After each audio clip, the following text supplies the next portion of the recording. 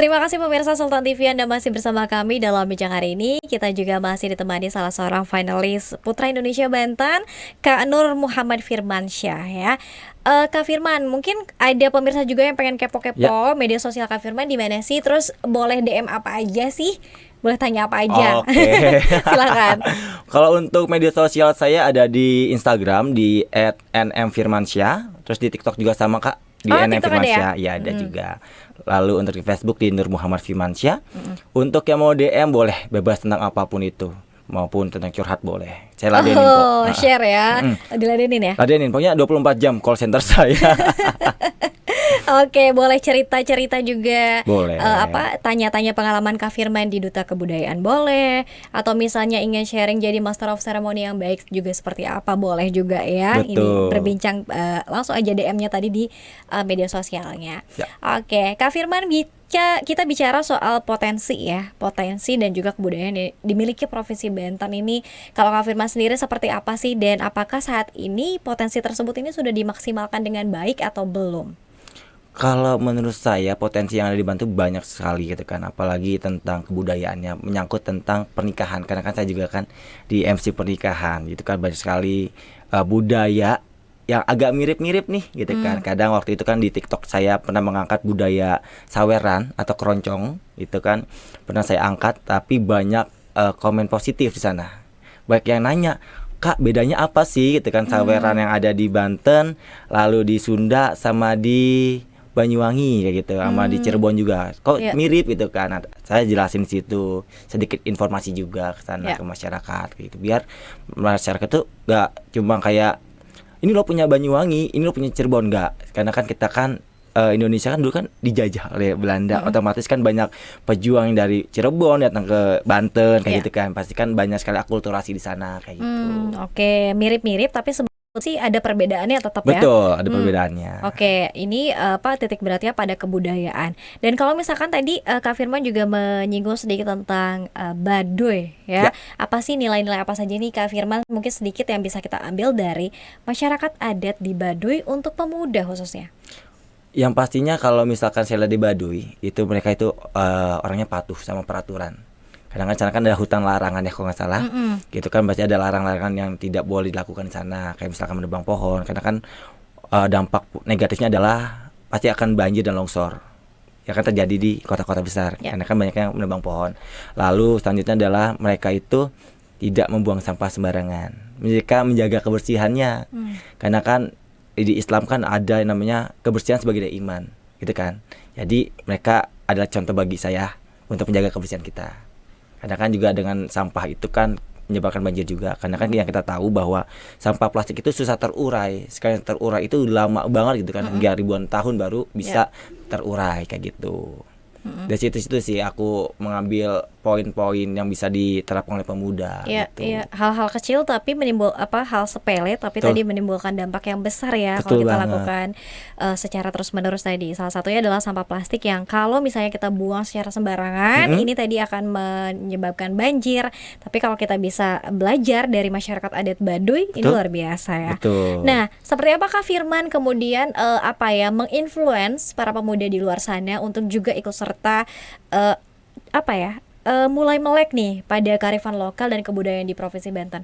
Karena mungkin karena dari pengaruh media sosial dan gadget juga ya Kak Firman, Betul ya. mungkin para pemuda lebih tahu kebudayaan dari luar daripada di Provinsi Banten sendiri. Betul. Kalau menurut saya itu kan pemuda ini kan sekarang udah melek teknologi, ya Mm-mm. kan.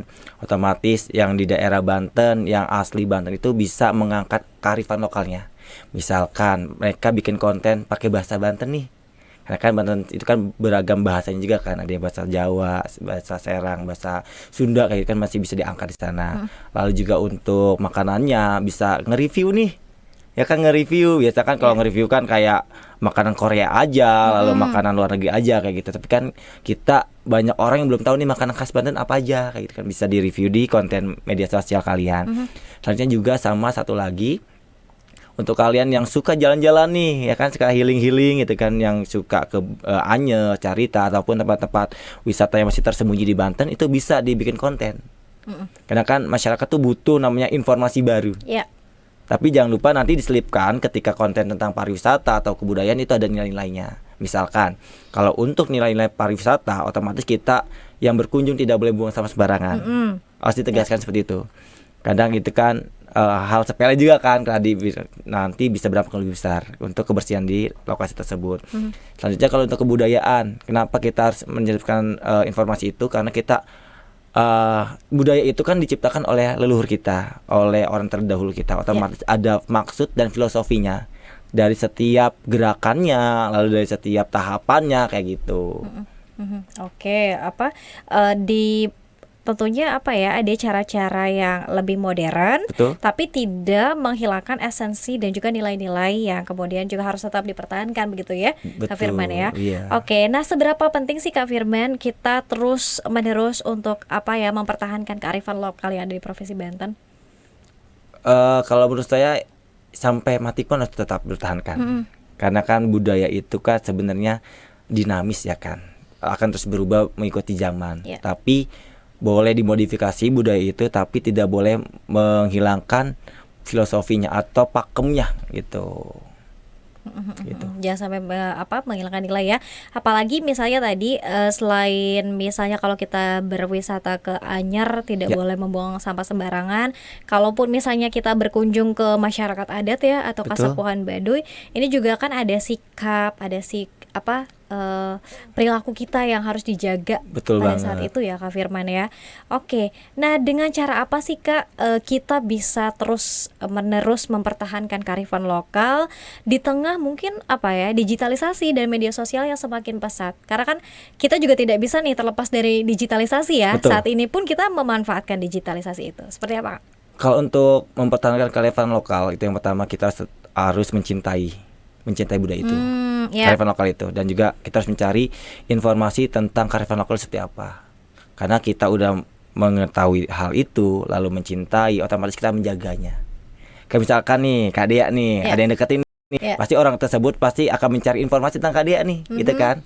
Kalau udah tahu akan lebih dekat kan, akan lebih mencintai nih orang tersebut. Lalu kalau udah mencintai, otomatis menjaganya agar tidak diambil orang atau tidak akan punah seperti itu Kak. Prinsip aku seperti itu. Kayak misalkan kita lagi dekat sama orang. Gitu. Oke, tak kenal maka tak sayang ya. Betul. Oke, jadi kita harus tahu dulu nih kebudayaan Banten yang dimiliki Banten ini yang seperti apa saja. Oke. Betul. Nah kalau saat ini Kak Firman sedang tertarik pada apa mungkin selain Baduy? Apa yang pengen Kak Firman gali lagi terkait dengan kearifan lokal atau kebudayaan di Banten? Oke, karena saya kan sebelumnya saya di Duta Kebudayaan Indonesia Kak, dan situ saya ada program untuk menggali informasi tentang cagar budaya yang dimiliki oleh provinsi-provinsi yang ada di Indonesia. Otomatis saya akan menggali tentang cagar budaya yang ada di Provinsi Banten. Salah satunya tentang Keraton Kaibon, kayak gitu kan. Nanti kan pasti banyak informasi yang di sana. Dan ada juga sebagai informasi tentang apa sih yang ada di sana. Misalkan di sana itu adat istiadat seperti apa, lalu perilaku mereka membangun seperti apa. Kadang kan yang kita tahu bahwa di keraton itu kan dia tidak ada semen ya kan, tidak pakai semen tapi pakai putih telur sebagaimana caranya kayak gitu. Lalu juga tentang adat istiadat sekitar itu seperti apa gitu, karena kita kan juga menggali informasi itu tidak hanya dari buku saja, internet saja, tapi kita wawancara orang-orang yang berpengaruh sana dan ahlinya seperti itu. Oke, jangan sampai kita hanya foto-foto di Keraton Kaibon, betul, tapi belum tahu sejarahnya ya, Kak Firman ya. Oke, nah menurut Kak Firman sendiri seperti apa sih sekarang generasi muda kita ya terhadap kebudayaan dan kearifan lokal yang dimiliki oleh daerahnya ini sudah cukup lumayan perhatian atau malah semakin cuek saat ini Kak? Kalau menurut saya itu beberapa ada yang sudah melek, tapi masih banyak yang belum melek. Karena kan masih banyak yang di akun sosial media orang lain itu tentang K-pop, lalu tentang budaya lain kayak gitu kan. Kita sangat sayangkan gitu, karena kan yang bisa menjaga budaya kita kan kita sendiri. Masa kita malu gitu. Kadang saya pernah melihat buku yang ada di Jakarta itu bahas tentang DKI Jakarta, tentang kebudayaannya. Tapi yang nulis adalah orang luar, orang Belanda. Itu sangat disayangkan sekali. Kadang kan kita juga punya kemampuan itu menulis, kan pasti Indonesia pasti punya lah hal untuk bakat menulis pasti ada. Untuk wawancara juga pasti ada, untuk menggali informasi juga ada. Kenapa harus orang luar gitu yang mengangkat budaya kita menjadi buku.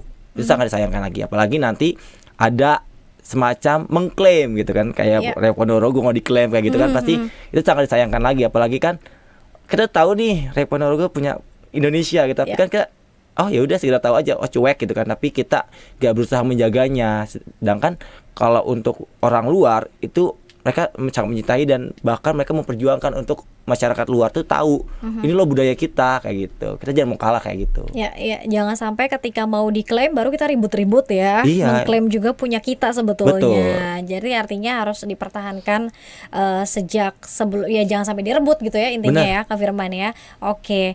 Nah kemudian Kak Firman, kalau misalnya kita ingin belajar nih, ingin belajar kebudayaan atau kearifan lokal bagi para pemuda ya saat ini, harus mulai dari mana nih Kak? Apakah mungkin dari mengenali kulinernya atau mungkin mencoba datang ya ke situs-situs atau destinasi bersejarah di Banten? Kalau menurut saya itu kan dari ilmu sosiologi kan lepat yang paling utama untuk belajar adalah orang tua. Orang tua, otomatis orang tua semua mengenalkan dong budaya tentang Banten seperti apa. Ya. Lalu yang kedua adalah di pertemanan gitu kan, dari lingkup pertemanan otomatis kita nih berteman nih harus hal positif dong ya, harus dapat dampak positif untuk rekan kita. Jadi kita harus kalau misalkan ngajak healing ya otomatis kita healing ke tempat yang kayak ada unsur budayanya, lalu pariwisatanya dan juga ada makanan tradisionalnya. Kadang kan banyak yang nggak tahu nih makanan ini gimana sih rasanya, ya udah cobain gitu kan, nggak suka ya udah nyobain dulu lah gitu kan. Ya, nanti juga suka ya. Betul, lama-lama makin suka kok. Dan juga emang nanti kalau untuk itu nanti juga paling ada sanggar-sanggar yang direkrut oleh pemerintah gitu kan, yang ditangani oleh pemerintah. Di situ juga kita bisa belajar tentang kebudayaannya, lalu tentang pariwisatanya juga kayak gitu.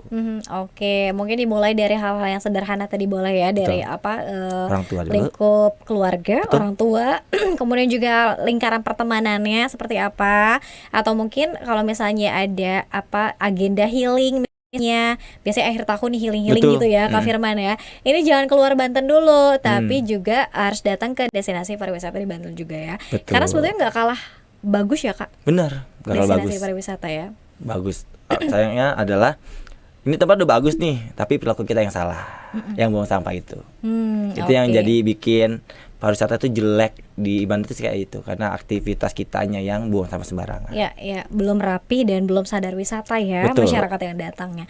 Oke, Kak Firman, kita masih ada satu segmen terakhir nih. Betul. Nanti kita akan lihat beberapa pertanyaan yang sudah ikut serta di kanal YouTube Sultan TV. Jadi Anda bisa langsung komen di live chat streaming Sultan TV untuk langsung bertanya kepada narasumber kita ya di hari ini ya. Tetap bersama kami pemirsa dalam Bincang Hari Ini.